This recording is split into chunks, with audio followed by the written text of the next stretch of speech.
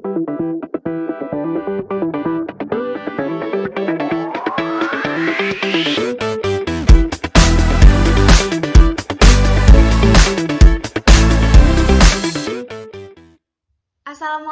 warahmatullahi wabarakatuh. Hai semua, kembali lagi bersama kami, saya Elvira Istiqomah dan dua rekan saya, Mahyudin dan Rizky A. Kami dari kelompok 4 akan menjelaskan sistem jaringan saraf. Sebelum kami memasuki materi, ada yang tahu apa itu jaringan saraf?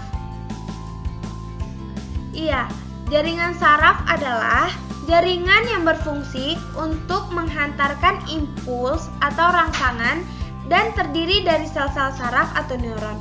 Jaringan saraf mengirimkan impuls dari panca indera ke saraf pusat atau otak atau sumsum tulang belakang dan dari saraf pusat ke organ lainnya.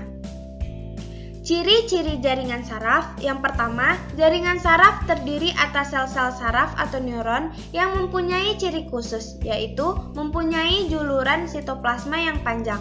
Yang kedua, sel saraf juga disusun oleh sel neuroglia yang terdapat di sistem saraf pusat. Yang ketiga, sel saraf terletak menyebar di seluruh tubuh hewan. Yang keempat, di dalam satu sel neuron, sitoplasmanya mengandung ribosom, badan Golgi, retikulum endoplasma, dan mitokondria. Neuron mendapatkan suplai makanan melalui sel neuroglia yang menyelubunginya. Neuron terdiri dari dendrit, badan sel, dan akson. Dendrit yaitu urat saraf yang pendek tetapi bercabang yang menerima rangsangan dari reseptor dan meneruskan ke badan sel. Di badan sel ada yang namanya nuleus, sitoplasma, dan nukleolus. Badan sel saraf itu menerima impuls yang dari dendrit kemudian akan diteruskan ke yang namanya akson. Akson akan menerima rangsangan dari badan sel saraf menuju ke yang namanya sinaps atau hubungan satu neuron dengan yang lainnya. Jadi, akson itu adalah urat saraf yang panjang tapi tidak bercabang. Bagian-bagian dari akson. Yang pertama, selubung melin. Selubung melin yang membungkus akson, tapi tidak semua akson dibungkus. Jadi, di selubung melin itu dia terdapat yang namanya lemak. Lemak itu dapat memperlambat jalannya rangsangan.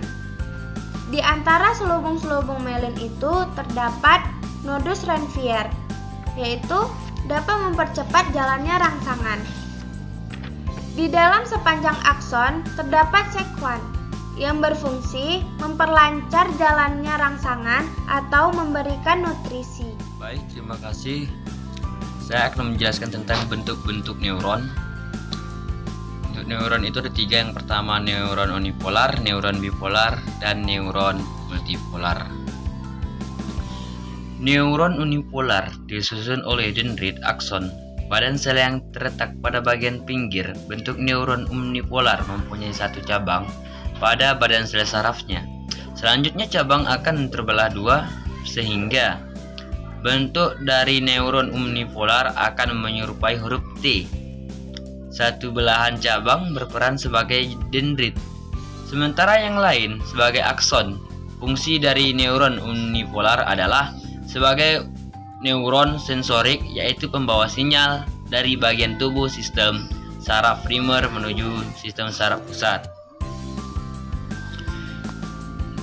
Selanjutnya, neuron bipolar memiliki bentuk yang hampir sama dengan neuron unipolar. Perbedaannya terletak pada badan sel yang berada di tengah. Penamaan neuron bipolar dikarenakan bentuknya membentuk dua cabang pada bagian badan sel. Bentuk neuron bipolar mempunyai dua cabang pada badan sel sarafnya di sisi yang saling berlawanan. Cabang yang satu berperan sebagai dendrit, sementara yang berlawanan cabang yang satu berperan sebagai dendrit, sementara yang lebih lagi lain berperan sebagai akson. Fungsi neuron bipolar adalah sebagai interneuron yang menghubungkan sebagai neuron di dalam otak dan sinyal card. Selanjutnya, neuron multipolar adalah jenis neuron yang pada umumnya banyak dijumpai pada neuron multipolar. Terdapat satu buah akson yang terhubung oleh banyak jumlah dendrit. Bentuk neuron multipolar mempunyai dendrit lebih dari satu, namun hanya memiliki sebuah akson fungsi sebagai metoneuron, yaitu membawa sinyal atau isyarat dari sistem saraf pusat menuju ke bagian lain dari tubuh seperti otot, kulit, ataupun kelenjar. Selanjutnya, berdasarkan fungsi, sel saraf ada dibagi menjadi 3 kelompok, yaitu sel saraf sensorik, sel saraf motorik, sel saraf intraneuron atau sel saraf penghubung. Sel saraf sensorik menghantar impuls dari reseptor ke sistem saraf pusat, yaitu otak ensefalon dan sumsum belakang. Medula sphinctis ujung akson dari saraf sensori berhubungan dengan saraf asosiasi intermediate. Sel saraf motorik mengirim impuls dan sistem saraf pusat ke otot atau kelenjar. Hasil yang diterima sel saraf motorik dari sistem saraf pusat berupa tanggapan tubuh terhadap rangsangan. Sel saraf intraneuron menghubungkan sel saraf motorik dengan sel saraf sensorik atau berhubungan dengan sel saraf lainnya yang ada di dalam sistem saraf pusat. Letak sel saraf intraneuron banyak ditemukan di dalam sistem saraf pusat.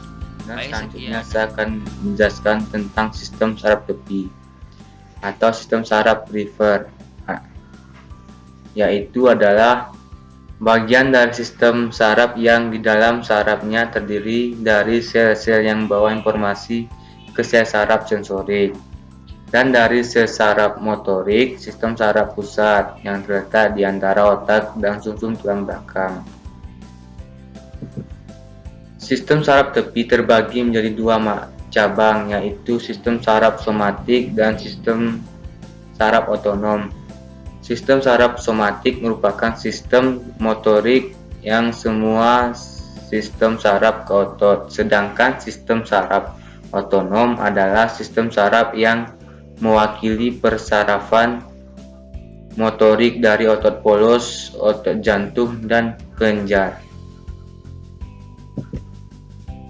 Dari gambar di sini kita bisa mengetahui bahwa yang berwarna biru yang dimulai dari hidung, tangan, tulang rusuk, pinggang, paha, betis sampai ke ujung jari merupakan sistem saraf tepi. Sedangkan yang berwarna kuning dari sumsum tulang belakang sampai ke tulang leher dan sampai ke otak merupakan sistem saraf pusat. Sistem saraf tepi meliputi 12 saraf kranial, diantaranya olfaktorius yang berfungsi menerima rangsangan dari hidung dan mengantarkannya ke otak untuk diproses sebagai sensasi bau, dan optik yang berfungsi sebagai menerima rangsangan dari mata dan mengantarkannya ke otak untuk diproses sebagai persepsi visual. Selanjutnya, okulomotor berfungsi sebagai besar otot bola mata, dan troklearis berfungsi menggerakkan bola mata. Selanjutnya, aksesorius berfungsi menggerakkan otot trapezius, dan sternocleidomastoideus mengendalikan pergerakan kepala. Sedangkan hipoglossus berfungsi mengendalikan pergerakan lidah. Jadi itu saja penjelasan dari saya. Saya ucapkan terima kasih.